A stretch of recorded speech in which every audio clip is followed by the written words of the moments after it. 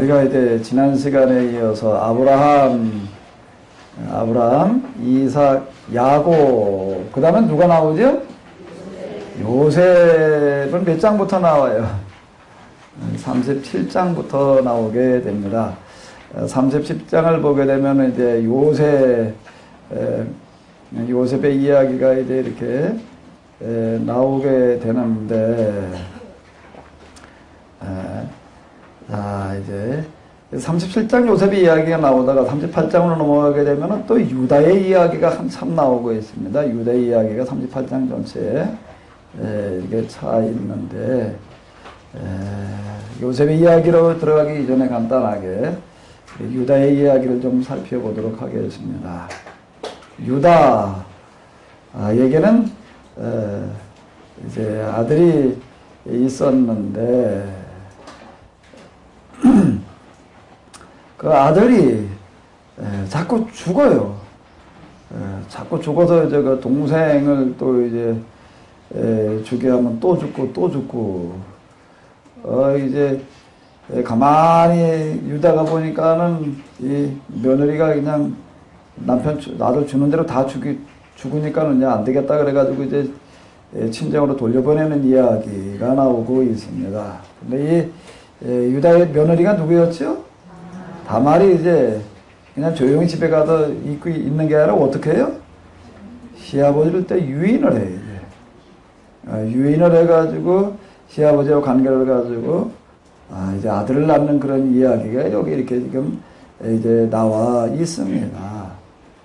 그러니까 사실 우리가 성경 보게 되면 이런 이야기들을 만나게 되면은 좀 의아해집니다. 도대체 이런 이야기를 여기다 뭐하러 기록을 해 놓았을까? 특히 요셉의 이야기가 진행되다 말고 왜 또 이게 유다의 이야기가, 유다와 다말의 이야기가 이렇게 나오고 있는가, 이제 이렇게 생각이 되어지는데요.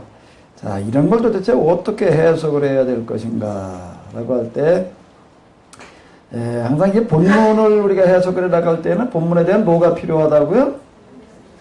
텍스트에 대한 콘텍스트, 배경이 필요하다라고 하는 겁니다. 그 유다의 이야기의 배경이라고 하는 거가 이제 뭐냐라고 할 때, 이 이야기, 유다와 다말의 이야기의 배경으로 들어가 보게 되면은 뭔가 하면 이스라엘 역사입니다. 이스라엘 역사. 이스라엘 사람들이 신앙에 대해서 진짜 관심을 가지고 진지하게 신앙생활을 하려고 했던 시기는 바벨론 포로기예요. 바벨론 포로기 그 이후인데, 그 이전에 물론 율법서를 비롯해가지고 이제 이런 것들이 있었지만은 별로 관심을 가지지 않았습니다. 그러니까 요시야 왕 때 이야기를 보게 되면 성전을 수리하다가 신명기가 발견됐다. 자, 이렇게 이야기를 하고 있습니다. 성전을 수리하다가 신명기가 어떻게 했다고요? 발견됐다. 그럼 그 이전에 잃어버린 줄도 몰랐다. 이런 식이에요. 그걸 한 단면이 되는 겁니다. 그러다 이 사람들 진짜 성경에 대해서 관심을 가지고서 이제 열심히 공부하고, 이걸 오늘 우리가 가지고 있는 성경을 보다가 이렇게 이제 편집을 하고 정형화시켜 놓은 작업들을 이제 들어가게 되는데, 그 본격적으로 일어나는 거가 이제 이 바벨론 포로기 그 이후로 들어가게 됩니다. 이 사람들이 성경을 갖다가 이렇게 쭉 마지막 마무리 작업들, 이제 그걸 편집 이렇게 부르게 되는데, 이런 작업을 할 때 그들이 이제 가지고 있는 기본적인 자세 중에 하나가 뭔가 하게 되면 회개하는 자세였습니다. 우리가 그동안 하나님 말씀대로 이렇게 살지를 못했습니다라고 하는 회개하는 어떤 이런 이제 자세로다가 오늘 우리가 가지고 있는 이런 성경들을 이제 마무리를 이제 지어 놓게 됩니다. 자, 지금 우리가 이제 여기서 요셉의 이야기, 야곱의 이야기, 또 여기 지금 유다의 이야기를 읽어 내려가게 되면은 이삭의 아들 야곱, 야곱의 아들 요셉, 또 야곱의 아들 중에 하나인 유다. 그냥 우리는 이렇게만 생각이 듭니다. 이렇게만 생각이 드는데요. 특히 그 유다의 경우에는 지금 이런 것들을 편집하고 그러다 바벨론 포로기 그 시기에 유다라는 그 이름은 야곱의 아들 유다일 뿐만 아니라 야곱의 아들 유다일 뿐만 아니라 또 뭐죠? 유다라는 이름이 가지고 있는 특징은 이스라엘의 한 나라예요. 북이스라엘, 남 뭐였죠? 유다. 그러니까 이건 뭔 얘기가 되는가 하면 이스라엘이라 한 나라를 이제 지칭하는 그런 이제 용어였다라고 하는 것 하나 염두에 둘 필요가 있습니다. 염두에 둘 필요가 있고요. 자, 이제 여기서 지금 유다라고 하는 사람을 주로 소개를 하는데 그게 좋은 면을 얘기를 하는 게 아니라 그의 개인적인 부분들 그리고 그 집안에 있어서 아주 수치스러운 그와 같은 부분들을 이야기를 하고 있습니다. 며느리와 관계를 가져가지고 이제 두 아들을 낳게 되었다라고 하는 어떤 그런 이제 이야기가 이제 되겠는데요. 그리고 지금 그 유다가 또 지금 여기 보게 되면 이제 이 다말이 이제 창녀 역할을 했다라고 하는데 이 창녀는 어떤 창녀를 얘기를 하는가? 오늘 우리가 저기 어디 홍등가에서 만나는 그런 창녀 역할을 하는 것이 아니라 신전 창녀를 말하는 겁니다. 고대 이방 신전에는 뭐가 있었는가 하게 되면은 남자 사제가 있고 여자 사제가 있었는데요. 특히 여자 사제들 같은 경우가 무슨 역할을 하는가 하게 되면은 오늘 이게 성창과 같은 그런 역할들을 하게 됩니다. 그래도 어떤 사람이 한 지역에 들어왔다 그러게 되면 그 지역에 이제 신전 이 여사제들은 그 사명이 뭔가 하게 되면 이 사람들로 와서 자기들의 신에게 성을 바치고 가게 하는 거예요. 성을 바치고 가는데 성을 어디다 어떻게 바치는가 그 여사제들과 성관계를 가진 걸 통해 가지고서 이제 성을 바치는 어떤 그런 거예요. 그러니까 요즘 홍등가에 가게 되면 여자들이 그냥 호객행위 하는 거고 아주 비슷한 그거보다도 더 적극적인 그런 일들이 이제 벌어지게 되는데 여기 지금 다말이 창녀 역할을 했다라고 하는 게 이런 창녀를 이야기를 하는 겁니다. 자, 그 38장에서 얘기하려고 하는 거, 이런 것들이 이제 우리가 그 이스라엘 역사의 배경으로 들어가서 이렇게 보게 되면은 이거와 더불어 가지고 또 하나 우리가 이제 생각해 볼 수 있는 거가 있는데 여기 지금 창세기 19장으로 가게 되면은 여기 또 롯과 그리고 누가 나오지요? 두 딸이 나와요. 소돔과 고모라 성에서 살아나온 롯은 이제 산에 가서 동굴 생활을 하게 되는데 그 딸들이 우리 이제 결혼할 길이 막혔다 싶어가지고 어떡하지요? 아버지에게 술을 먹이고서 이제 아버지와 같이 잠자리를 같이 해서 이제 아들을 낳았다. 자, 그런 이야기가 나오고 있습니다. 도대체 이런 이야기를 뭘 나로 기록을 해놓고 있느냐. 오늘 우리는 이 이야기를 읽어 내려가면서 요 롯과 두 딸의 이야기로 이거를 읽어요. 그 다음에 또 38장으로 넘어가서는 유다와 다말의 이야기로 우리는 읽어요. 그냥 오늘 우리는 그렇게 읽는 거예요. 그런데 이 당시에는 이게 어떤 역할을 하고 있는가 하게 되면은 창세기 19장에 나오는 그 이야기는 이스라엘 사람들이 여기 보게 되면은 이제 여기 이런 이야기가 맨 마지막에 이런 이야기가 나오고 있습니다. 큰 딸이 낳은 아들 이름을 뭐라고 줬다고요? 모압이라고 지었다. 그리고 끝나지 않아요. 이 사람이 모압 사람은 뭐다? 조상이다. 또 둘째 딸이 또 아들을 낳아요. 이름을 또 뭐라고 줬다고요? 암몬이라고 줬어요. 근데 암몬으로 끝난 얘기가 아니고 또 그 사람이 뭐라는 얘기? 암몬 사람의 조상이다. 요 얘기 속에는 뭐가 들어가 있는가 하면 이스라엘 사람들이 모압 그리고 암몬 사람들을 대단히 전시하고 있었다라고 하는 그들의 그 시각을 지금 보여주고 있는 게 되는 겁니다. 너희들은 하나님도 믿지 않고 그냥 이와 같이 성적인 윤리도 없고 이래가지고 너 아버지와 더불어 가지고 자식을 낳은 이런 놈들이다 라고 하는 식으로다가 비하시키고 업신여기고 있었다라고 하는 것들을 반영을 하는 겁니다. 이거 지금 창세기 19장에 롯과 두 딸의 이야기가 지금 성경에 남아있는 거는요. 이거를 이제 마지막 성경을 작업을 하면서 이걸 남겨놓은 이유는 무슨 얘기인가? 아까 말씀대로 참회라고 하는 게 이제 여기 들어가 있는 건데 우리가 그동안 우리는 하나님을 믿으면서 뭘 어떻다고 그러고 있었는데 사실 그러면서 우리가 이제 모압 사람들, 암몬 사람들 이렇게 우리가 무시하고 깔보고 있었는데 그런데 지금 38장으로 넘어오면 이제 무슨 얘기가 되는 거죠? 여기 유다의 이야기 이걸 통해 가지고서 뭘 고백을 하는 거예요? 그런데 우리도 사실은 그들과 다를 바가 없습니다. 우리 하나님을 믿노라고 뭐 그러면서도 누구와 관계를 가지는 거예요? 며느리인 줄 알고가 아니라 누구로 알고요? 신전 그냥 창기가 아니에요. 그냥 창기는 성적인 욕구를 풀기 위해서 그렇다라고 하는 어떤 이런 거를 얘기를 하지만 이거 신전창기라고 하는 얘기는 뭔가 하면 이방신과의 관계를 이야기를 하는 겁니다. 우리가 이렇게 모압 사람들, 암몬 사람들을 우리가 이렇게 무시하고 깔보고 근데 하나님도 믿지 않고 그냥 윤리고 도덕도 없고 아버지와 붙어가지고 자식을 낳은 이런 후손들이다라고 이런 식으로다가 우리가 그들을 비아냥거리고 비하시키고 있었는데 그런데 사실 우리도 그보다 나을 바가 아무것도 없습니다. 우리는 그들보다 훨씬 더 못한 자들이었습니다. 라고 하는 고백으로다가 이게 남겨놓고 있는 그런 이야기다. 라고 하는 겁니다. 이 성경, 이제 여기에 제가 한 부분을 이해하려고 한다고 하게 되면 뭐가 이해가 돼야 된다고요? 전체. 그리고 본문은 또 배경에서 이해가 돼야 된다라고 하는 것들이 이제 이런 성격을 가지는 게 되겠습니다. 자, 그럼 이제 37장으로부터 이제 우리가 이 요셉의 이야기, 오늘 요셉의 이야기를 좀 끝을 내야 될 텐데, 그러니까 우리가 생각해 봐야 될 게 많습니다. 자, 이제 37장 1절로부터 여기까지를 한번 읽어보도록 하겠습니다. 4절까지만 한번 우리 같이 보시겠습니다. 야곱이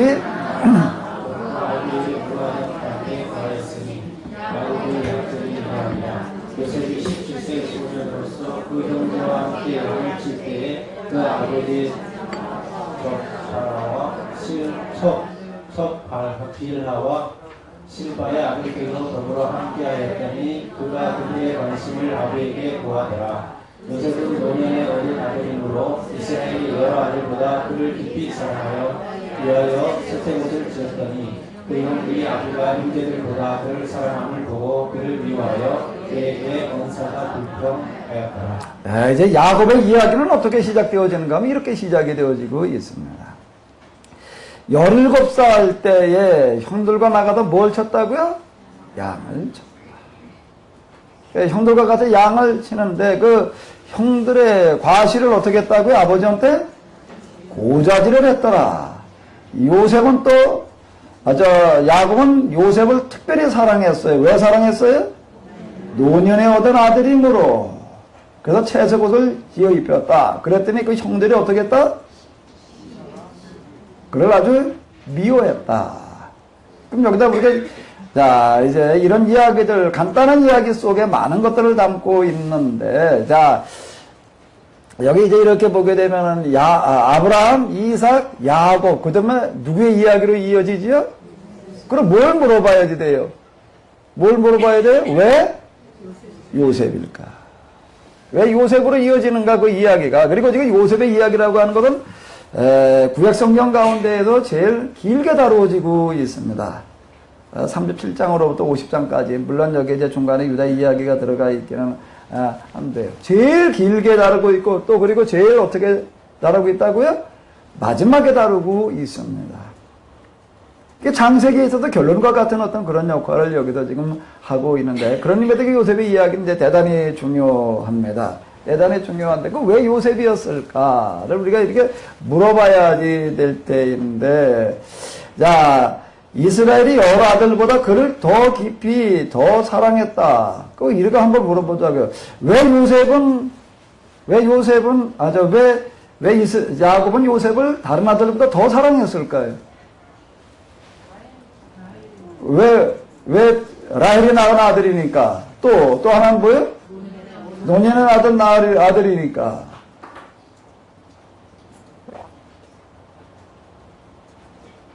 그 다음에 이거밖에 없을까요?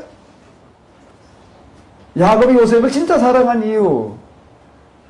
라헬이 낳은 아들이니까, 노년에 낳은 아들이니까, 자, 노년에 낳은 아들이라고 하는 걸로다가 얘기를 하려고 한다면은, 누가 더 노년에 낳았을까요?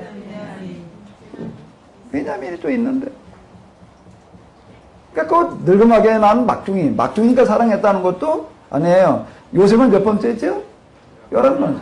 그러니까 꼭 이것만은 아니었다라고 하는 겁니다. 그러니까 여자가 넷을 통해서 이제 12아들을 낳았는데 그중에 제일 좋아했던 여자가 누구예요? 그러니까 라헬이 낳은 아들이니까 라헬이 아들 요셉만 낳았나요? 누구도 낳았어요?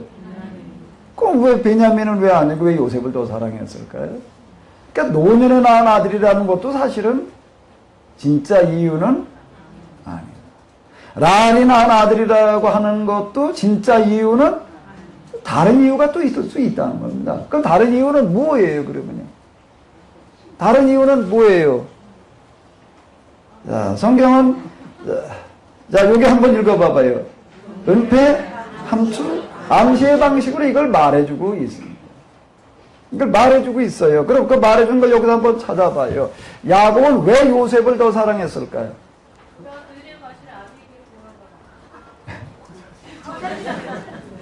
그가 그 과실을 누구에게 고하더라? 이 아비에게 고한 것도 왜 사랑하는 이유예요? 자기 아들들이 하는 모든 일들 다 요셉을 통해 다 알게 됩니다. 아, 정보통이니까. 정보통이니까. 그러면은 요셉은 왜 다른 형들이 하는 일들을 아버지한테 고했을까요? 다른 형들이 하는 행동과 달리 요셉의 행동은 아버지의 마음에 드는 것 같아요. 근데 여기 이제 뭐로 시작을 하는가 하게 되면은 이 이야기로 시작을 하고 있습니다. 무슨 이야기요? 양을 칠 때라고 얘기를 하고 있습니다. 양을 치는 걸로 말하려고 한다면 누가 전문가였지요? 야곱이요. 그 앞에 이렇게 보게 되면은 라반이 등장을 했으니까 라반의 양을 맡아가지고 얼마나 열심히 키웠는가 하게 되면은 얼마나 열심히 키웠다고요? 앞에서 우리가 봤어요. 20년 동안 어떻게 했다고요? 나태하지 않고 그 다음에 어떻게 하죠? 수양을 잡아먹지 않고 짐승 물어 죽인 건 어떻게 하고요? 병상하고 도둑 맞은 것도 병상.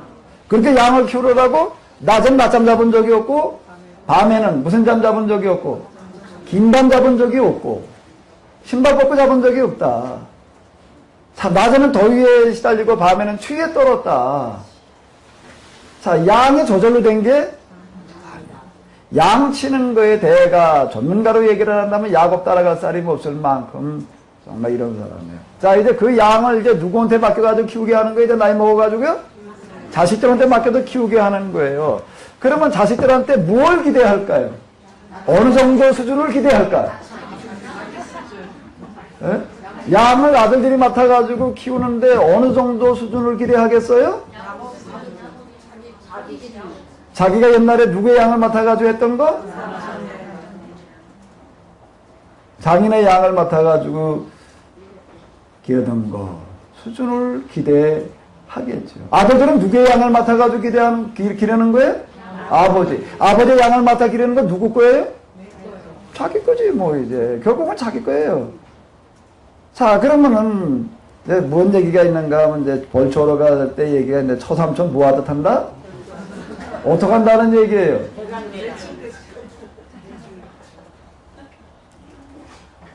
자, 사실 옛날에 뭐라고 말하는가 하면 뭘 해야 될 게 두 가지가 있는데 하나는 뭔가 하면 화장실하고 또 하나는 뭐하고요?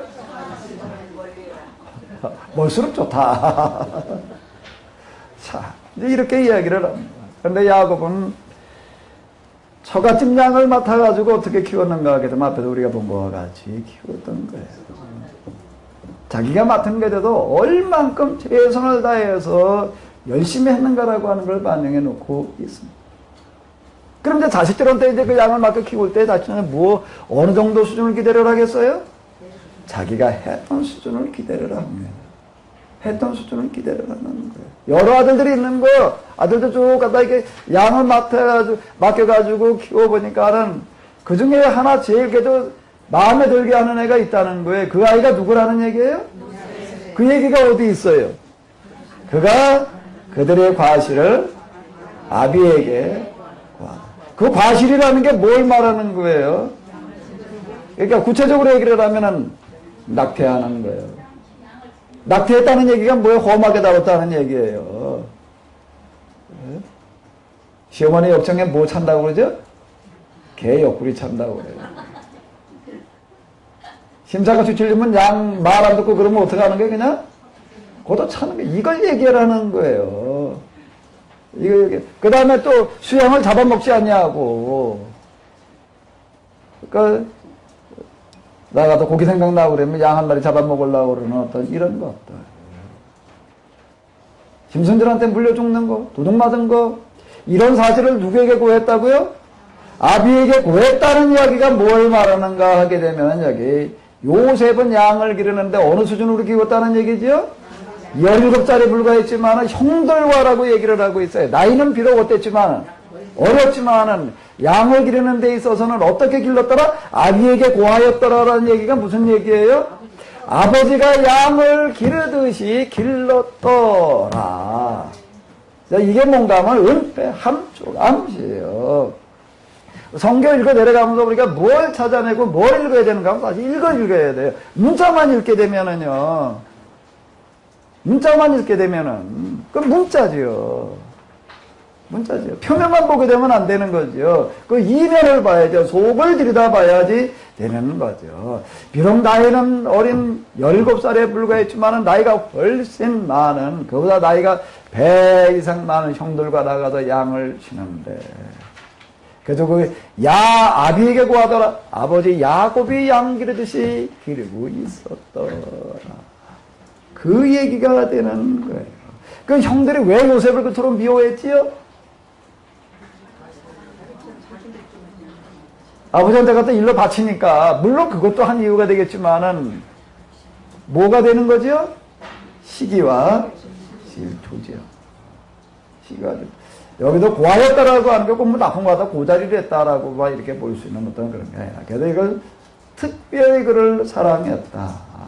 태색 옷을 입혔다라고 하는 어떤 이런 거는 뭔가 하면, 그래도 내 아들들 가운데 쓸만한 녀석은 얘 하나다.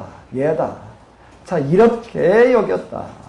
자기 후계자로 여겼다. 이런 얘기가 되는 겁니다. 그래서 이걸 지금 얘기를 하고 있는 건데, 그 다음에 이어서 무슨 얘기가 나오는가 하면 꿈꾸는 이야기가 나오고 있습니다. 곡식단들이 와서 절하는 거, 그 다음에 또 뭐가 절하는 거예요?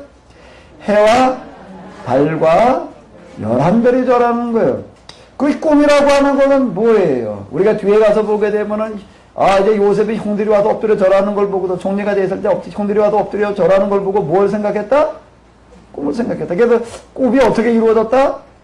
형들한테 절 받는 걸로 이루어졌다라고 자칫 이렇게 생각을 해도 그건 문자를 읽은 거예요. 그건 문자를 읽은 거예요. 표면을 읽은 거예요. 그것이 말하려고 하는 게 뭘까? 자, 이제 우리가 이거를 이제 염두에 두면서 한번 이제 읽어 내려가 보자라고 하는 겁니다. 왜 도대체 요셉의 이야기를 이렇게 길게 얘기를 하고 있고 창세기를 요셉의 이야기로 마무리를 짓고 있는가? 이스라엘이 몇 지파지요? 12지파요? 맞아요? 왜 대답이 없으셔? 이스라엘이 몇 지파예요? 13지파죠. 13번째 지파는 무슨 지파예요? 레위지파. 야곱의 12아들이 12지파다. 사실은 야곱의 12아들이 아니라 10아들이고 두 아들은 누구의 아들이에요? 요셉의 아들. 에브라임 므낫세. 도대체 왜 이렇게 이어져 내려가는가? 뭘 얘기하고 있는가? 자, 이제 요셉이라고 하는 사람, 왜 이렇게 길게 얘기를 하고 있고, 요셉이라는 이야기가 도대체 뭘 말하려고 하는가라고 하는 걸 이제 우리가 이렇게 한번 접근을 해 보자고요. 그러니까 결국 이제 또 이제 여기 이렇게 보게 되면 뭐라고 얘기를 하는가 하게 되면은 야곱이 이제 요셉에게 뭐라고 얘기를 해요? 그 형들이 세겜에 가서 야베의 양을 칠 때 이스라엘이 요셉에게 이르되 내 형들이 세겜에서 양을 치지 아니하냐 너를 그들에게 보내리라는 얘기가 또 살펴보고 와라. 살펴보고 오라는 얘기 속에 또 뭐가 들어가 있는 거지요? 양을 어느 정도로 치워야 되느냐? 그 기준을 말하고 있는 거고요. 근데 여기 보니까 형들이 요셉이 오는 걸 보고서 뭐라고 얘기를 해? 아주 저걸 죽이 없애버리자라고 이렇게 얘기를 하고 있어요. 왜 이렇게 죽이려고까지 나왔는가라고 하는 어떤 이런 것들 이제 우리가 이제 뒤로 넘어가면서 이제 이렇게 보자고요. 이것 때문에 그럼 죽을 뻔하다가 이제 구쟁에서 건져지기는 했지만은 종으로 팔려가게 됩니다. 이 장사꾼들에 풀려가지고, 그러니까 메소포타미아에서 어디로 내려가는 장사꾼들이었는가 하면 이집트로 내려가는 장사꾼이야. 그때 팔려가지고, 누구네 집에 팔려가지고, 바로의 신하, 애굽에서 바로의 신하 누구의 집에요? 보디발의 집에 팔려가게 됩니다. 자, 그런 이야기가 37장이고 38장은 아까 봤던 거 유다의 이야기고 39장으로 넘어가게 되면 요셉이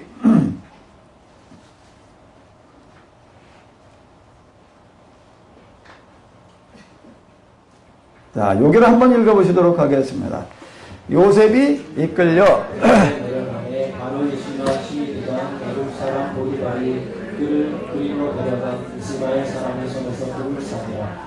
여호와께서 요셉과 함께 하심으로 그가 형통한 자가 되어 그 주인 애굽 사람의 집에 있으니 그 주인이 여호와께 그와 함께 하심을 보며 또 여호와께서 그의 범사에 형통케 하심을 보았더라.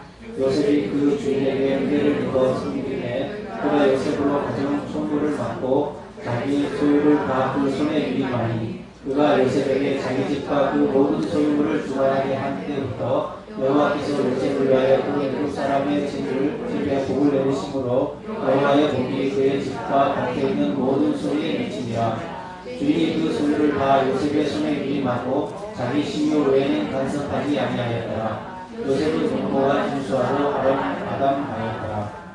요셉이 이끌려 애굽에 내려가며 바로의 신하 애굽 사람 보디발 바로의 신하 시위대장이라고 하는 건 경호실장을 얘기를 하는 건데 이 집은 어떤 집인가 하게 돼 경호실장이라고 하는 건 고대로 들어가게 되면은요 왕 다음 가는 직책을 말하는 겁니다. 고대에 있어서 최고의 실권자 왕 다음 최고의 실권자는 누군가 하게 되면 왕의 침실에 칼을 깨우러 들어가는 사람 왕 옆에 서 있을 때 칼을 찬 채로 서 있을 수 있는 사람입니다. 그 사람이 누군가 하면 경호실장이에요. 그러니까 왕의 목숨을 맡긴 사람이에요. 우리나라 조선시대 역사도 얘기하는 걸 보게 되면 뭐 3분의 1 이상, 한 절반 가까이가 독살당했다, 암살당했다, 이렇게 얘기를 하더라고요. 그냥 우리 뭐 죽었다라고 이렇게 알고 있는 사람들 많은 경우가 독살, 암살당한 경우들이 많다라고 이렇게 이제 얘기를 하면 이런 일이 비일비재예요. 그러니까 정말 믿을 수 있는 사람에게 이 자리를 맡기는 거예요. 그러니까 경호를 맡긴 사람, 돈 맡긴 사람이 제일 신임한 사람이다라고 이제 이렇게 이제 볼 수가 있는데, 그러니까 이건 바로 다음 높은 지위에 있는 사람을 말하는 건데, 그 집에 이제 종으로 팔려갔는데, 2절을 보게 되면 여호와께서 요셉과 함께 하심으로 그가 무슨 자가 되어? 형통한 자가 되어서 어떻게 했다는 거예요? 그 주인이 요 구절을 한번 누가 해석을 해보셔요. 한번 3절 읽어볼까요? 다 같이요. 시작. 그 주인이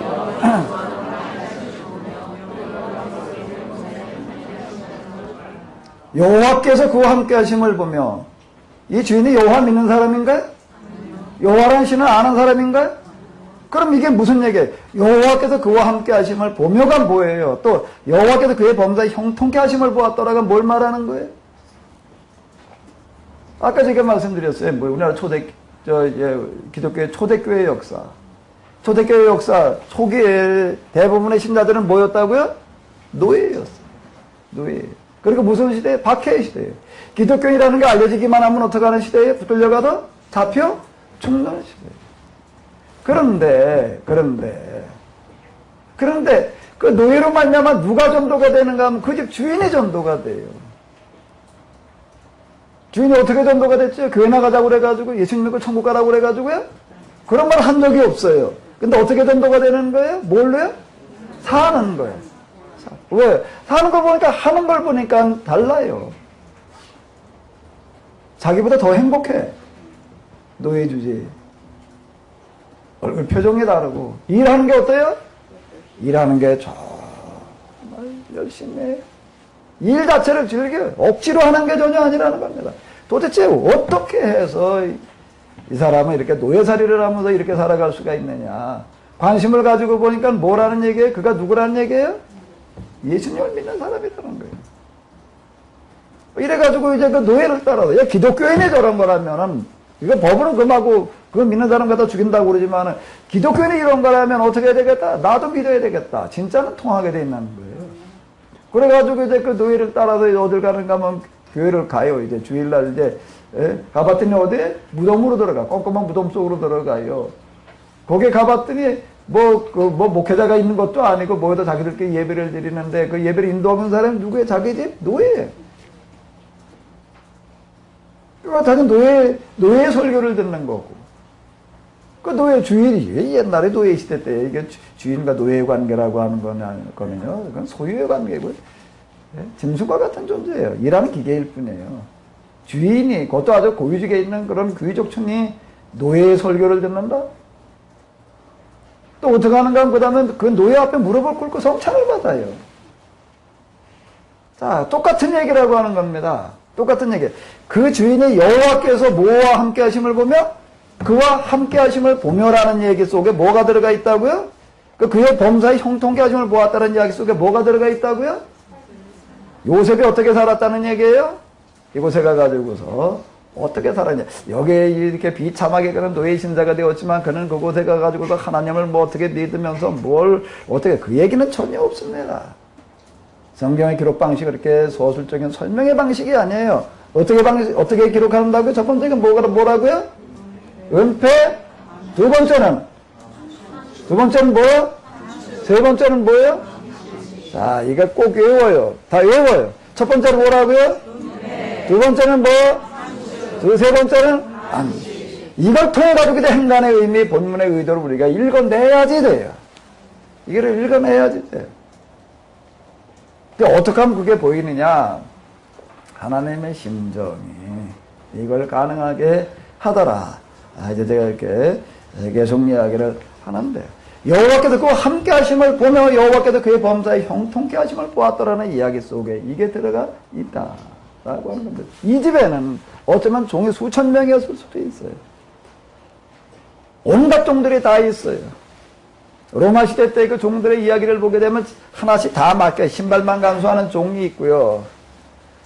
뭐 하는 종이 있는가 하면 외투만 들고 다니는 종도 있고, 말만 손질하는 별하별 종들이 다 있어요. 노예가 집에 아주 많으니까 집에 노예가 수백 명이 있다, 수천 명이 있다. 그럴 때 농장에 나가서 일하는 사람들을 얘기를 하는 게 집에 집안일하는 사람이 그렇게 많았다라고 하는 겁니다. 뭐 하는 종이 있는가 하면 먹고 맨날 인색에도 머리만 다듬고 있는 여자가 있어요. 이쁘게 생긴 여자는 갖다가 너 하루 종일 머리만 단장을 해라. 뭐 할 때 쓰려고요? 만찬할 때 쭉 요소요소에 세워라요. 깨끗하게 단장한 머리를 쭉 내리고, 그러니까 자르지도 않아. 그러다가 뭐 하나 누가 이제 불러요. 부르면 가가서 뭘 내줘? 머리를 내줘. 음식을 주로 주워 먹다가 여기 뭐 기름기가 묻고 그러면 어디다 닦는 걸까요? 이러는 거예요.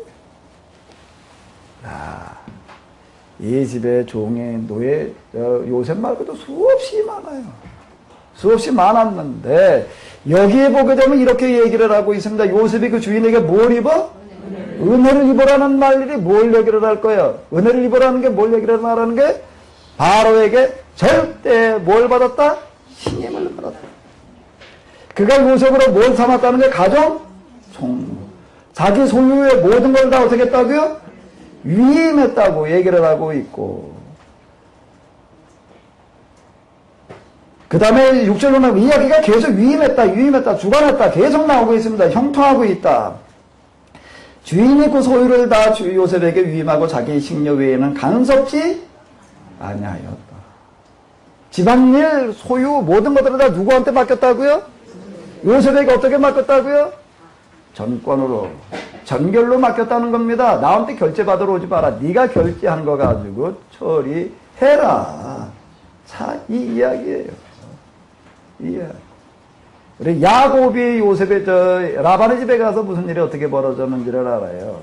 라반의 평생 후회가 뭐였다고요? 뭘 할 걸? 딸을 좀 몇 더 낳아놓을 걸.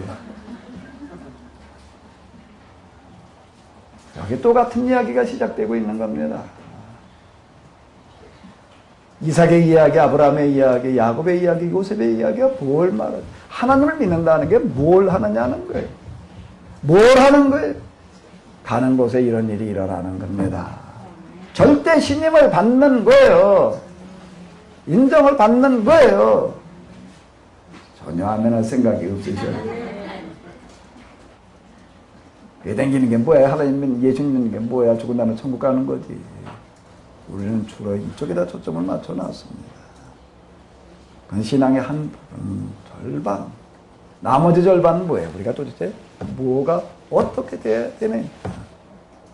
사람에다 초점을 맞춰가지고 왜 요셉이었는가를 우리가 한번 이제 물어보고 그렇게 나가보자고요. 여튼 우리 하나님에다 초점을 맞춰가지고서 예정, 선택, 순종, 명령, 축복, 기적 이렇게 해석이로 나가. 인과론, 논리, 원리, 법, 위치, 그 다음에 뭐예요? 변화예요. 변화, 관계. 이런 것들을 이제 어떻게 돼가느냐. 자, 그러면 이 집에 간지 몇 년이나 돼서 그랬을까? 17살에 종으로 팔려가가지고서 여기 이렇게 보게 되면 20대 초에 이런 일이 일어나게 됩니다. 20대 초에. 몇 년이 안 돼가지고서요. 이 집에 종들이 아까 얘기한 대로 수없이 많습니다. 여기 어린애들만 있는 게 아니에요. 누구도 있지요? 나이 먹은 사람들 많아요. 사람인데는 어디에 가든지 다 뭐가 있냐면 시기 질투가 있어요. 시기 질투가 있다고요. 감옥에 이야기 전에 한참 들려오는 걸 보게다 깜빡이 들어가면 뭐가 있다고요? 거기도 뭐가 있어요? 서열이 있어요. 제일 늦게 들어간다 하면 항상 옆에서 어디서 잔다고요? 똥통 옆에서 잔다고 그러더라고요. 뭔 당번이니까 똥통 장본이래. 네? 감옥 얘기 전에 들려오는 거 이렇게 보게 되면은요. 이 집에도 서열이 있어요. 무슨 서열이요? 노예 서열이 있다고요. 그런데 어떻게 그러면 요셉이 여기에 가가지고서 여기 이런 이야기가 나오고 있어요. 총무로 삼았다. 가정 총무로 삼았다. 뭐 보디발이 그냥 너 총무에 그럼 하는 거겠지 뭐. 글쎄 그렇게 사람 사는 데가 간단한 걸까요? 근데 뭔 얘기가 나오는가 하게 되면 이런 얘기가 나오고 있어요. 한번 여기를 읽어보도록 하겠습니다. 그가 요셉에게 자기 집과 그 모든 소유를 주관하게 한 때부터 여호와께서 요셉을 위하여 그 애굽 사람의 집에 뭘 내리심으로? 복을 내리심으로 여호와의 복에 그 집과 밭에 있는 모든 소유에 그렇죠. 그러니까 요셉이 종무를 맡고 난 다음부터는 보디발의 집에 모든 일들이 다 잘 돼 나갔다는 얘기예요. 그래가지고도 그 주인이 소유를 다 누구에게? 요셉의 손에 위임하고 전결, 야 이건 나한테 결제받을 거 없이 네가 알아서 처리를 해라라고 이렇게 절대 위임을 했다는 거예요. 어떻게 이런 일이 가능했을까? 이 얘기 속에 뭐가 은폐되어 있고 뭐가 함축되어 있고 뭐가 함축되어 있죠? 요셉은 보디발뿐만 아니라 누구로부터요? 누구로부터요? 그 집에 있는 모든 사람들로부터 어떻게 하고 있었다는 얘기예요? 어떻게 했다는 얘기예요? 신정을 받았다는 이야기가. 야, 인마 네가 네 집 우리 집에 들어온 지가 몇 년이 됐다고 인마 네가 뭐 이 집 총무 내 상전이라고 나이로 봐도 그렇고 연고로 봐도 그렇고 상전할 만한 총무할 만한 위치에 있는가요? 아니. 근데 요셉이 총무를 맡고 난 다음부터 일이 잘 됐다는 이야기는 무슨 얘기가 되는 거예요? 나이와 상관없이 여기에 사람들이 어떻게 했다고요? 요셉의 말대로 움직였다는 얘기예요. 어떻게 움직여요? 노예가 노예를 어떻게 움직여요? 명령이라고 하는 거 하나 가지고 되는가요? 그 이전에 그런 명령 계통이 없어서 그럼 이 집이 잘 안 돌아가고 있었는가요? 명령만 가지고 되지 않는 뭔가가 있었다는 겁니다. 그게 뭐라는 얘기죠? 그게 뭐라는 얘기예요? 감동이었다라고 하는 겁니다. 감동으로 다가가는 부분이 있었다라고 하는 거예요. 야곱이 라반의 집에 가 있을 때 제일 먼저 누가 감동하는 거예요? 누가 감동하는 거예요? 라반이 감동하는 거예요. 누가 감동을 하는 거예요? 두 딸들이 내가 이제 야곱의 저 아내들을 앉혀놓고 내가 이제 우리 집으로 돌아가야 되겠다라고 얘기를 할 때 뭐라고 얘기를 하는가 하면 나 친정 어제 편들지 않고 누구 편들고 있죠? 남편 편들어요. 당신 허전한 대로 하겠다. 그리고 뭐까지 들고 나가는 거예요? 아버지 집에 수고하신 드라빈까지 들고 나가는 걸 볼 수가 있어요. 자, 여기 지금 이런 이야기들 속에 인과론으로다가 우리가 접근을 해보자고요. 인과론으로 접근해 놓고 볼 때 요셉에게는 뭐가 있었는가 하면 이렇게 사람들을 움직이는 그 뭔가가 있었다라고 하는 겁니다. 그냥 보디발이 그리고 그 집에 있는 모든 사람들이 다 어떻게 되어지는가 하게 되면은 감동되어져서 요셉이 하는 일들에 같이 따라 움직여줬다. 라고 하는 그와 같은 이야기가 되는 거지요. 자, 그러면 이제 그 다음에 요셉이 가는 곳에는 무슨 일이 일어나는가 하면 항상 무슨 일이 일어나나 하면 감동이 일어나요. 그 감동이 누구에까지 이제 이어졌지요? 자, 여기 한번 읽어봐봐요. 누구한테까지 이어졌어요? 주인의 처까지 반해버렸어. 반해서는 안 됐상까지 반했다고. 그래가지고 어떻게 하는 게 요셉만 보면 어떻게 돼? 눈짓을 했대. 어떻게 했다고요? 이렇게 했대. 이렇게. 눈짓을 하는 거야. 그 눈짓을 봐 요셉도 같이 일어나? 너.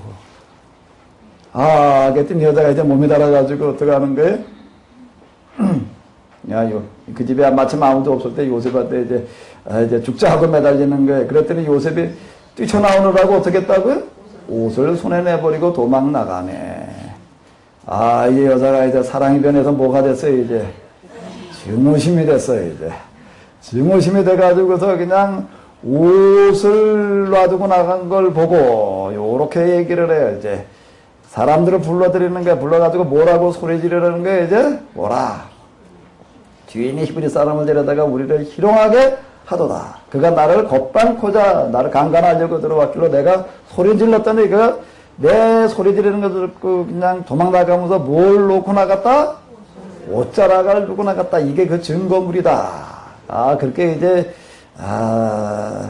상황을 이렇게 만들어 놓고 주인이 자기 남편이 온 다음에 이제 그렇게 얘기를 해요. 그랬더니 주인이 그 아내가 자기에게 구하기를 당신의 종이 내가 이렇게 행하였다 하는 말 듣고 심히 노했다. 분노했다는 겁니다. 심히 분노했다. 그래도 이에 요셉의 주인이 그를 어디다 넣었다?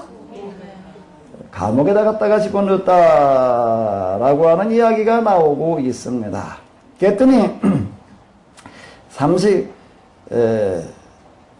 요 구절을 또 한번 다 같이 읽어보시겠습니다. 다 같이 시작. 여호와께서 요셉과 함께 하시고 그에게 인자를 다하사 전국에서 이를 맡게 하시매 전국의 옥두리 교수를 다 요셉의 손에 맡기므로 그 재만 사물을 요셉이 처리하고 전후로 그의 손에 맡긴 것을 무엇든지 돌아보지 아니하였으니 이는 여호와께서 요셉과 함께 하시니라.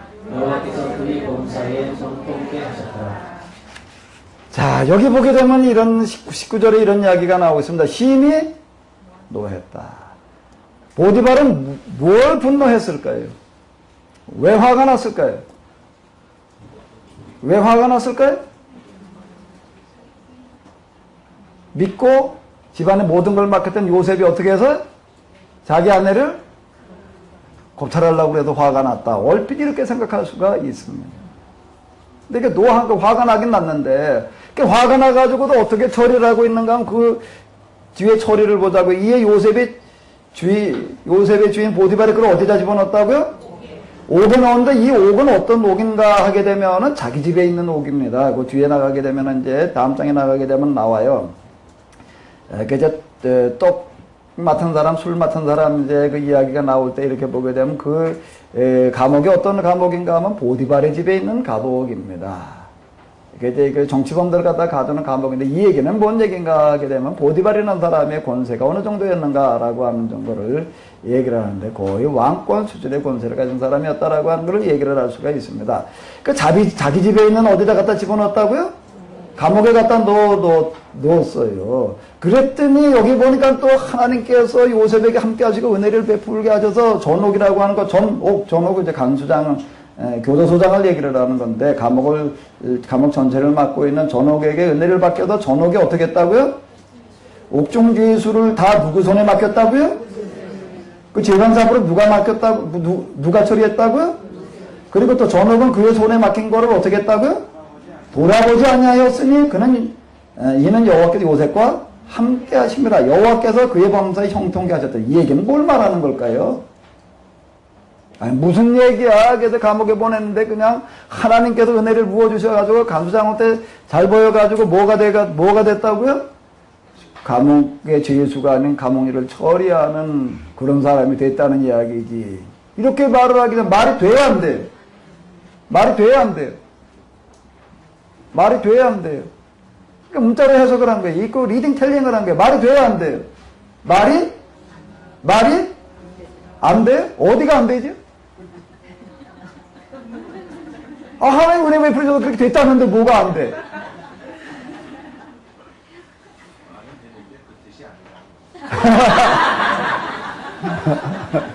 말은 되는 게 뜻이 아니라 그런 뜻이 아니다. 그 어디가 어떤 뜻이 아닌 거예요. 여기 뭔가 하게 되면은 이 전옥이라고 하는 사람이 나와요. 간수장이라는 사람이 나오는데 이 사람은 어느 감옥의 간수장이죠? 보디발의 집에 있는 감옥의 간수장. 그럼 누구의 지위를 받아야 되는 사람이에요? 근데 그 집에 누구를 겁탈하려고 그러던? 보디발의 아내를 겁탈하려고 그러던 죄수를 데려다가 그냥 이런 식으로다가 다뤘다라고 한다고 하게 되면 보디발이 그냥 있으려고 그럴까요? 그거 뭐 배철판 깔았나? 그럼 이 얘기는 뭔 얘기예요? 이 얘기는. 어떻게 그러면 이 간수장은 요셉을 이렇게 대해줬을까요?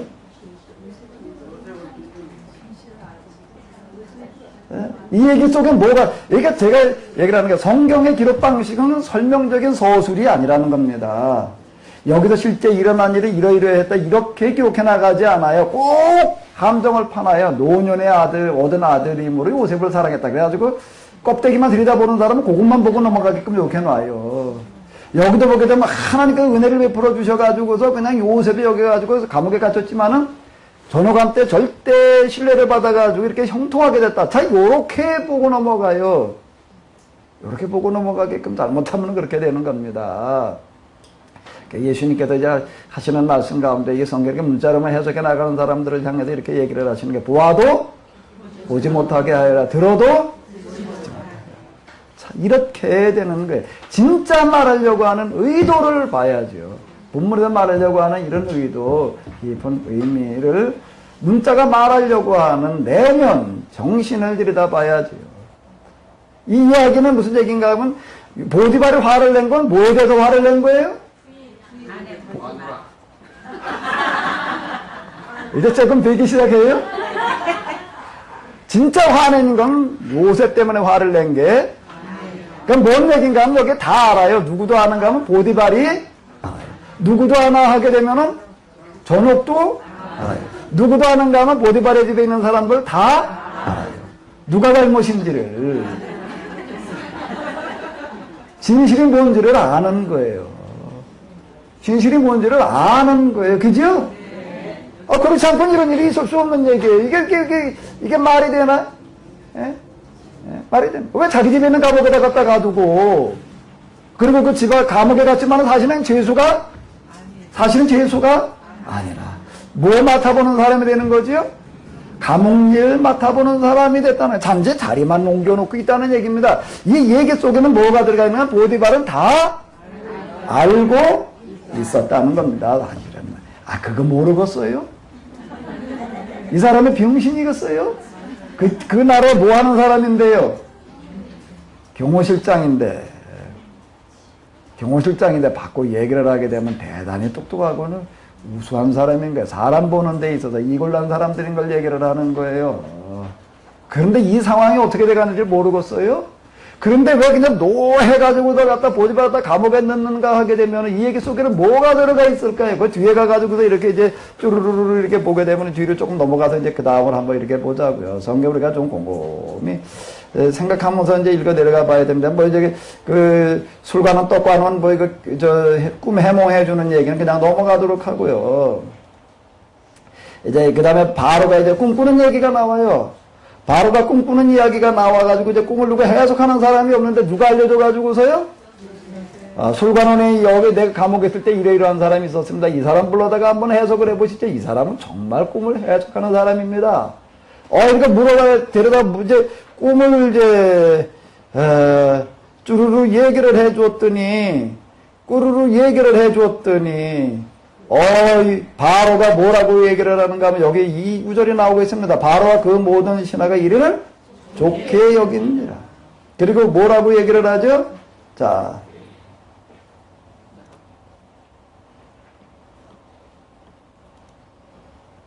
여기를 한번 읽어보세요. 다 같이요. 시작.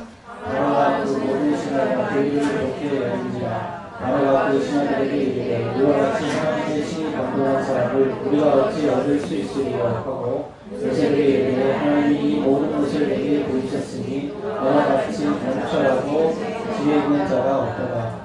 너는 내 집을 추리하라. 백성이 다 너의 명을 복종하리니 너는 나보다 높은 보좌뿐이라. 네, 여기까지만 한번 보자고요. 바로가 그 모든 신하가 요셉이 얘기하는 걸 듣고 어떻게 여겼다고요?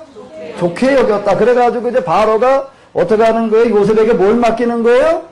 너는 내 집을 치리하라. 내 백성이 다 누구의 명령을 복종하리라? 내 명령을 복종하리라. 나는 너보다 높으면 무엇뿐이다? 보좌뿐이라. 그래서 왕권을 넘겨줍니다. 원래 그 총리 제도가 있던 게 아니에요.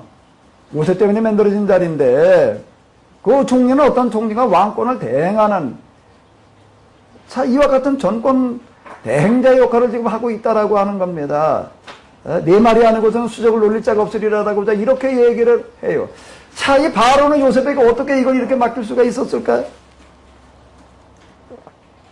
요셉을 언제 봤다고? 그 술관원에 들어가서 뭐 꿈에 영화하는 거, 꿈에 해도 또 맞은 거, 그리고 자기 꿈을 해석해 주는 거, 이거 하나만 가지고도 이렇게 신임을 할 수가 있었을까요? 정치에 있어서는 부자라고 하는 것도 없어요. 우리가 영조와 정조의 관계라든지 이성계 또는 이방원의 얘기라든지 어떤 이런 것들 이렇게 보게 되면은요, 정권은 부자지간에도 나눠가지를 못한다는 겁니다. 선조와 또는 광해군, 이 조선시대만 하더라도 여러 이야기들이 있잖아요. 자식도 못 믿는 거예요. 자식도. 그러니까 왕권을 언제 넘겨주는가 하게 되면요, 죽은, 살아서 왕권을 넘겨줘가지고도 온전하게 그 관계가, 부자 간의 관계가 유지되는 적이 거의 없습니다. 그게 문제가 꼭 생겨요. 근데 여기 지금 누군지도 모르는 요셉한테 이걸 넘겨주고 있다는 얘기예요. 자, 그러면은, 여기 얘기 속에, 여기 제가 다시 얘기를 하는데 성경은 구체적으로 자세하게 설명하는 방식으로 기록하고 있지 않아요. 어떻게 기록을 한다고요? 은폐, 함축, 암시. 그러면 이제 여기 뭐가 암시되어져 있을까요? 뭐가 함축되어져 있을까요? 뭐가 은폐되어져 있을까요? 바로는 먼저 이 사람을 데려다 이렇게 쓰려면 뭐부터 할까요? 뭐부터 할까요? 신상? 조사부터 오겠지. 아, 이 사람 누군지를 알아야 될 거 아니야. 더더군다나 감옥에도 불려고 제목이 뭐예요? 강간? 미수범. 누구 강간 미수범? 들어가는 여자? 자기 집 주인 여자 강간 미수범. 자, 그 제목은 이런 거예요.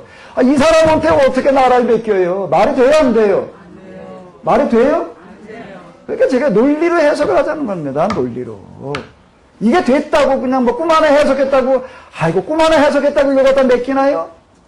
천만에. 고대 왕권 역사에 보게 되면 진짜 쪽집게에서 좀 잘 치는 사람들 많았는데요. 정권자들 이런 사람을 갖다가 필요할 때는 이용해 먹고 반드시 그 다음엔 어떻게 할까요? 좀 치고 난 다음에 다 필요하고 난 다음에 어떻게 할까요? 반드시 죽였어요. 왜? 놔두면 자기 비밀을 알고 있으니까, 정권의 비밀을 알고 있기 때문에 죽입니다. 거기다 정권을 맡긴다고요? 무당이 정권 잡아가지고도 무한 적이 있는가요? 복채나 받아먹은 거지요. 술사라고 하는 어떤 이런 사람들. 그럼 뭘 말하는 걸까요, 여기. 자, 일단, 이제 하나, 우리가 여기 앞에, 보디발의 관계라고 하는 걸로 놓고 볼 때, 이 사람 도대체 보니까 이게 유능한데 이 사람도 데려다 써야 될 텐데, 라고 할 때 뭐부터 해야 된다고요? 그럼 누구부터 제일 먼저 물어봐야 될까요? 왜? 그 사람이 애굽에 언제 왔으니까? 17살에 왔는데, 와서 또 걔가 누구네 집에 있었으니까? 요셉을 누가 제일 잘 알아요? 보디발, 그 누구한테 물어봤겠어요? 그랬더니 보디발이 뭐라고 대답을 했다고요? 여기 보니까 틀림없이 물어보지요. 그건 은폐되어 있는 거예요. 함축되어 있다고요. 야, 이 자가 도대체 어떤 자냐? 그때 그런 거 절대 믿으면 못 됩니다. 그놈이 뭐 하던 놈이 내 말하라 겁탈하려고 그러던 놈입니다. 그랬을까? 아니요.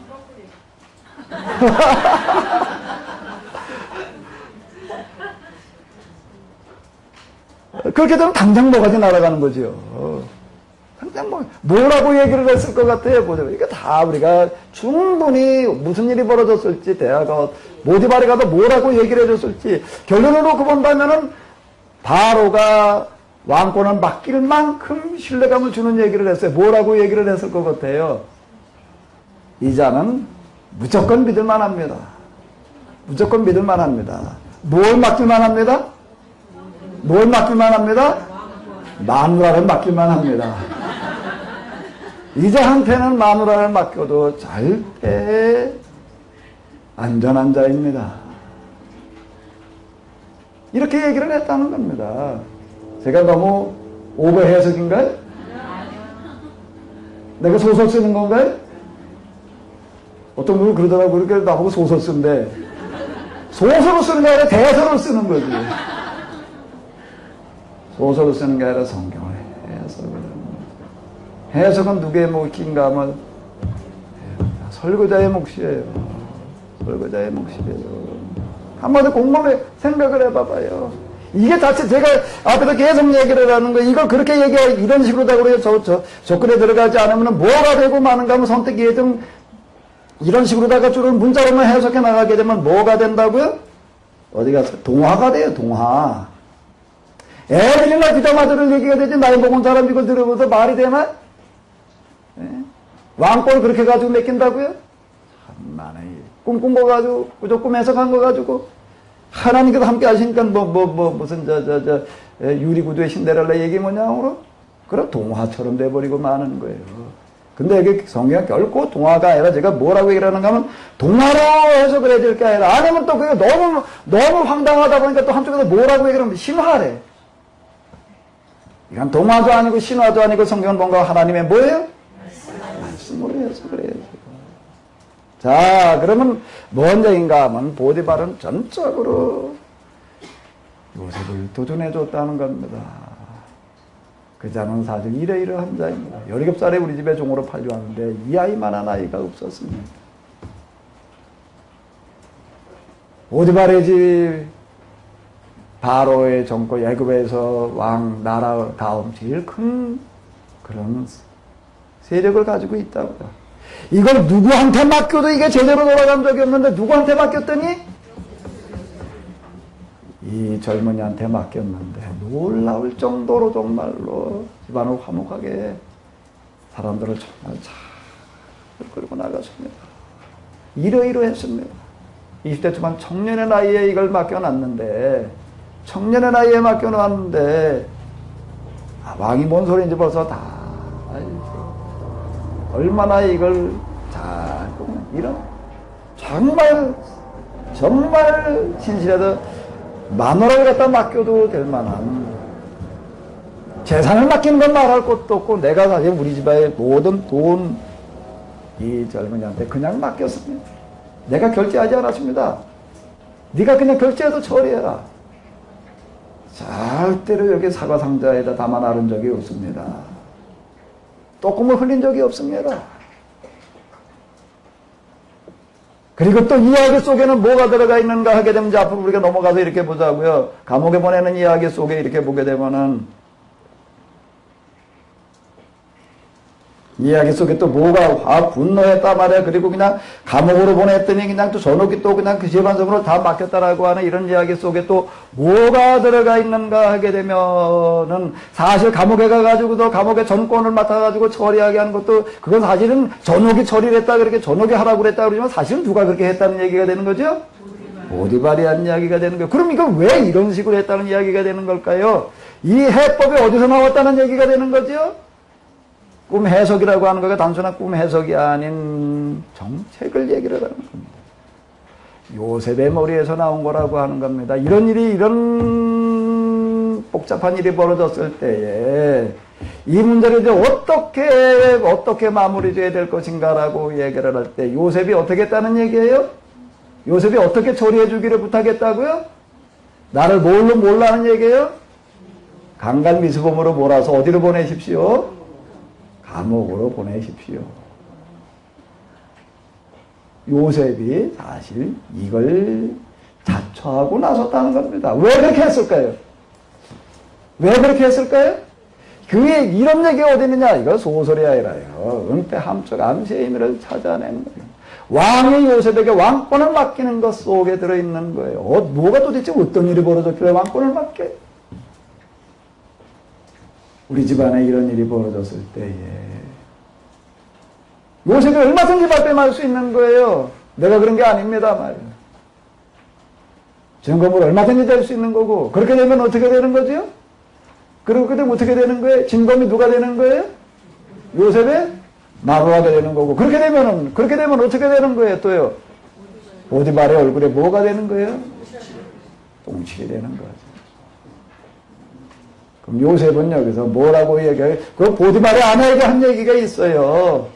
이 얘기를 이렇게 막, 그런 얘기가 어디 들어가 있느냐? 자기 주인의 처에게 이르되 나의 주인이 다. 여기 한번 읽어봐봐요. 가중 제방 소유를 간섭지 않냐고 다 손에 위임하였으니 이 집에 나보다 큰 이가 없습니다. 주인이 아무것도 내게 금하지 아니하였어도라고 이렇게 얘기하는 요 말 속에 뭐가 들어가 있는가? 어쨌든 이거 저 어린 나이에 종으로 팔려온 나를 그래도 믿고 이만큼 신뢰해 주었는데, 그래서 집안의 모든 것들을 이렇게 다 그냥 정말 몽땅 돈까지 갖다 다 이렇게 맡겼는데, 그럼 요셉은 어떤 마음을 가졌다는 얘기예요? 의리. 이제 자기가 뭔가 지켜줘야 될 게 있다는 겁니다. 가정을 지켜줘야 되겠다는 얘기예요. 가정을 지켜줘야 되겠다는 겁니다. 그러면 이건 내가 그런 게 아닙니다 말이야. 난 억울합니다라고 얘기를 하게 되면 가정을 지켜주는 건가요? 가정을 지켜주는 건가요? 그만 것은 당신뿐이오니. 그만 것은 당신뿐이니. 그건 뭔가 하면 가정까지도 나한테 맡긴 건데. 맡긴 건데. 자, 이렇게 얘기를 하고 있습니다. 그러니까 요셉은 여기서 이제 그에게 맡겨진 걸 정말 지켜낸 거예요. 뭐를요? 보디발의 가정을 지켜주는 거예요. 지켜주는 거예요. 그게 지금 자기가 할 일이라는 겁니다. 그러니까 보디발의 가정을 지켜주기 위해서는 어떻게 되는 거예요? 자기가 누명을 뒤집어 써야 되는 거죠. 자, 이 얘기였다는 겁니다. 이런 이야기들이 바로 이걸 암시하고 있다는 겁니다. 이런 이야기들이 깜시 함축 은폐 방식으로 기록이 되어져 있다. 이건 결코 소설이 아니에요. 해석이죠. 해석. 그런 게 어딨냐? 몇 장 몇 절이 있느냐? 이렇게 몇 장 몇 절, 무슨 구절, 무슨 문자를 보지 말고 본문이 전체가 말하려고 하는 의도와 정신을 들어가서 우리가 이렇게 보는 거예요. 자, 그럼 보디발은 이제 바로 앞에 요셉에도 뭐라고 얘기를 할까요? 이 요셉은 이런 사람입니다. 이런 사람입니다. 정말로 이 사람에겐 뭐든지 맡겨도 될 만합니다. 아멘? 자, 이래야지 이게 앞뒤가 맞는 얘기가 아닐까요? 자, 이거 가지고 많이 생각해 봤어요. 많이 생각을 해 봤어요. 다시 한번 또 생각을 좀 해봐요. 도대체 우리가 이 성경의 요셉의 이야기를 왜 성경에 그렇게 길게 다루고 있을까? 길게 다루고 있다는 건 뭔 얘기예요? 제일 중요하게 다룬다는 얘기예요. 그리고 창세기에도 또 마무리, 맨 마지막 이야기라고 하는 겁니다. 요셉이, 창세기는 요셉이 죽는 이야기로 끝나요. 이름이 뭔데요? 요셉기인가요? 뭔데요? 창세기라는 책인데, 창세기라는 책이 하나님께서 세상을 만드시는 이야기의 마무리가 아니라 무슨 이야기의 마무리요? 요셉이 죽는 이야기로, 그래, 유언, 그 유언이라고 하는 것도 기막힌 얘기예요. 왜 이런 걸로 마무리 짓고 있을까? 그 얘기 속에는 여기엔 그만큼 이걸 중요하게 다루고 있다는 겁니다. 여기에 잘못하면 이런 일이 일어나요. 보아도 보지 못하게 하여라. 또 무슨 일이에요? 들어도 잘못하면 우리가 눈뜬 소경 역할을 할 수가 있다는 겁니다. 구절만 가지고 너들이 당연한 얘기, 요셉처럼 꿈을 꿔라. 요셉처럼 꿈을 꾸라고? 그 말하면 그 사람은 요셉처럼 꿈 꿨나? 어디 저 형들의 곡식단이 저라는 꿈 꿨나? 예? 그 해와 달과 11별이 저라는 꿈을 꿨나?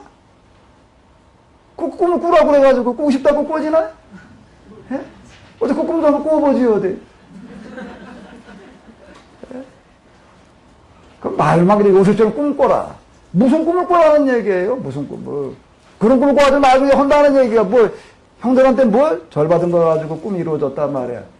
글쎄 창세기라고 하는 거가 요셉의 이야기 마무리가 결국 겨우 그 얘기하는 걸까요?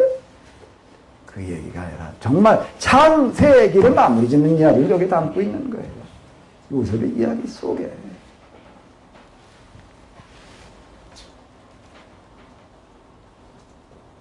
아브라함의 하나님, 이삭의 하나님, 야곱의 하나님, 그리고 이제 누구의 하나님이야? 요셉의 하나님 그 이야기 속에는 아브라함을 통해서 이삭, 야곱, 요셉을 통해서 하나님을 보여주시는 거예요. 하나님을 보여주시는 거예요. 그럼 여기에 이런 이야기로 창세기 마무리 짓고 있는 건 뭔가 하게 되면 아브라함, 이삭, 야곱 그리고 누구? 요셉처럼. 이제 내가 뭐가 되어라? 보이지 않는 하나님을 뭐하는 자가? 보이는 자가 되어라. 지금 우리에게 창세기는 요셉의 이야기는 이렇게 이야기하고 있는 줄로 믿습니다. 꿈을 꿨기 때문에 뭐 하나님과 은혜를 주셔서 그건 하나님 편에서만 얘기해 나가는 거예요. 요셉 편에서 사람 편에서 한번 얘기를 해보자고요. 그 하나님 그러니까 요셉은 도대체 뭐예요? 그래 꼭두가신가? 로봇인가? 자 그의 혼과 영은 없는가? 우리는 요셉의 혼과 영을 한번 따라가 나가 봐야지요. 그리고 나는 도대체 여기서 뭘까? 어떻게 되는가? 내가 이거 하나님 믿고 있다는 건 도대체 뭐 하는 건가? 이걸 한번 우리가 좀 따라 나가 보자고요. 자, 좀 쉬었다가 우리가 다음 이야기로 넘어가 보도록 하겠습니다.